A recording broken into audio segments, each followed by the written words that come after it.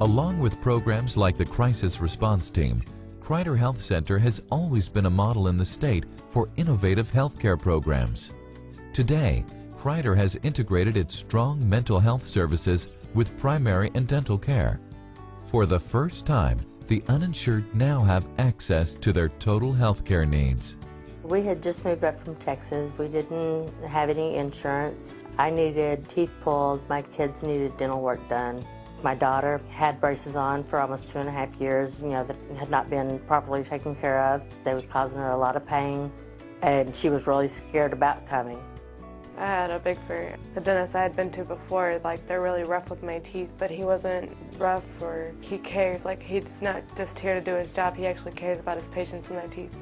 We've, from the beginning, had a vision that we wanted to address the mental health needs of all of our communities in a holistic way. So we needed clinics right here in the community, and we're starting in Warrenton and in Wentzville with primary health care and mental health care, and with dentistry in Washington, along with our mental health care services. And over a period of time, we plan throughout our area, in all of our communities, we hope to have comprehensive primary health care, dental, and mental health care centers integrated together, one-stop shops.